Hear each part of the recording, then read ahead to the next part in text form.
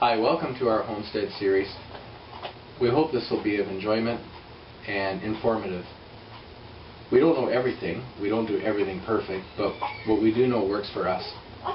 In these economic times, people have been talking about a back to the land movement or getting back to a more simple way of life. The transformation from the comforts of city dwelling and our modern way can be a little different going back to the homestead. I won't say complicated, but there are some things that some people should know. So I hope you enjoy this series. Thank you for watching. When I'm talking about different types of rototillers, this is all I have for an example of the front one. This is an older one I got from a guy. Basically the wheels generally are back here. They're missing on this one. And the tines are at the front. These are more affordable, but if you like your back and your wrists, I highly don't recommend them. This is what you would call a rear tine tiller. As you can see, the tines are at the rear of it, and they have self-propelling wheels. Now this is my older one. We used this for about 3 or 4 seasons, and it just finally bit the bullet. By the way, I wished I knew Dave's farm personally, because I know he could get it running. Nobody else seems to. But anyways, this one here, you can purchase a used one. I got this one for, what was it, $250 a few years ago. But when you are buying used equipment, make sure it runs. Make sure you kind of get a bit of history of it. And they don't like to spend outdoors either. Always try to keep them inside or keep a tarp over the motor. Now when you finally get fed up with your old tiller and it won't start and everything else, and you have some money, this is what you do. You go out and buy a real one. This one here was quite expensive, but due to the size of our garden and the amount of gardening we do and the amount of weeding that I rely on with it, I decided it was a good investment. This one here is built by a company called Poulan. My local dealer just down the road here, he's a good man, he looks after his stuff, so this one here was what, maybe $1,000. But I expect this one, if I'm doing videos 25 years from now, you'll probably still see me using this one. This is how not to store your tiller altogether. Because we were due with a baby and I was busy at work, I just simply didn't have time last year, and I just put it away and never got at it. But the purpose of cleaning it is that it'll get better and it's not going to rot out your tines or anything either. Before we start our year, being that I just bought this last year, I want to do a fresh oil change on it and everything else. It'll need some lubrication. So while I'm doing this, I thought I'd show you how to service a tiller if you happen to buy one. So what I'm going to check first is just the air cleaner. And okay, so inside there you're going to find one like this.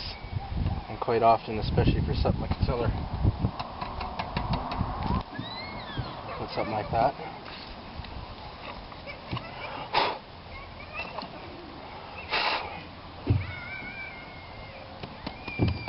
Give it a good shake out. If you have a compressor, I do. It's just not plugged in. You can blow it out. This one isn't too bad. Mommy, I got me. Generally, these here I don't really bother blowing out. This one's still pretty white. If it was much dirtier than this, I would recommend replacing it. So they'll just snap back inside there as such. Just goes back on. Screw it back on. And you know what? The thing is, though, every rototiller and every motor will be different. If you have one that's as ancient as the other one I had, I don't remember where the filter was on it, but I know it was a little bit different. You might get some really, really old ones from the 60s and 70s. They had like a steel canister type. Some of them might even have had an oil-filled cleaner on them. So I'm okay for my air filter. Now the next thing I'm going to do today is change the oil. I have to go down to the store and get some, but before I do, what I'm going to do is pull off my wheel here. And the purpose for that is just so that I can get at my drain hole. Usually they'll just clip on like this. I love new machinery. Everything works so good usually. You may want to check for, if you can get a shot of this on here. Some people that are just new, they may not even realize, most mechanics will know, this is what they call a grease nipple. Now, wherever you see one of these, if you have an owner's manual, it'll tell you how often to do it. If you don't, I just recommend at least once a year, twice a year, depending on what kind of conditions you're using it in. If you're doing a lot of weeding and it's dusty, you know, it wouldn't hurt to give it a shot every week. You can't have enough grease, really. So, wherever, look around and look for these things. Now, I'll show you my grease gun when I get back and how to do that. So, in the meantime, I'm going to go get my oil and then we'll get started. Okay, so I finally got my oil. This took like all day. The local guy didn't have any. Now, I don't want to get too far in depth into this because every engine's going to be different, every rototill will be different, but in this case I'm using a straight 30. You don't want to use a 10W30 in the small engines. And typically your drain plug is going to be near the bottom. In this case, let's just see where mine's right here, and then the oil will run down through this hole right here in the container, which is why I took the wheel off so I can have room to get at it. And your fill plug will usually be something like this with two little circles on it, and the purpose of them is to put a screwdriver in between to turn it to get it off, to tighten it and untighten it. And when you fill them up, you just go by a level that you can see in there, a visual. But again, every engine is going to be slightly different, so if you're not too sure, consult with your local dealer on that. Okay, so I mentioned about those grease nipples there.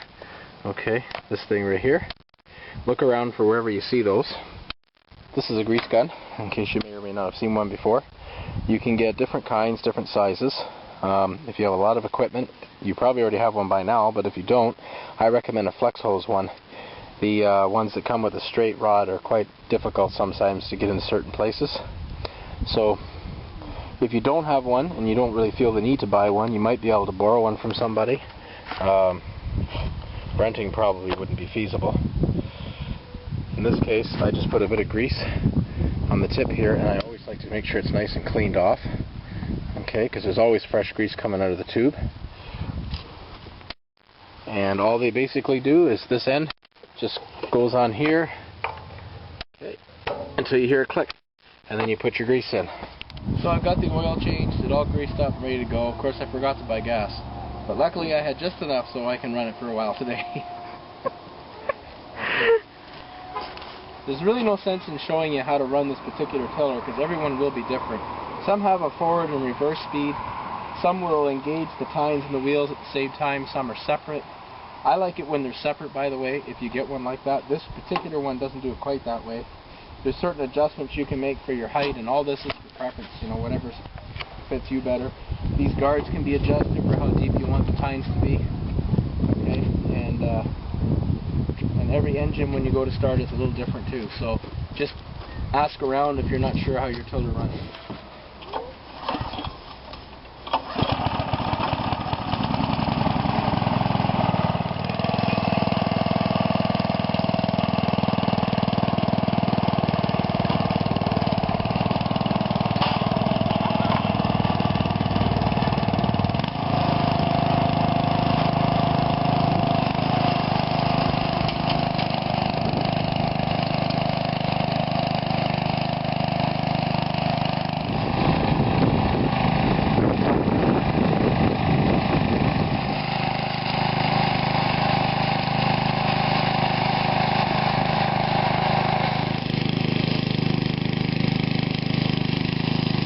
Just the right moisture to start planting. It's wet enough that it sticks together when you squeeze it, but it doesn't form a big ball of muck, and it doesn't just crumble apart in your hand either.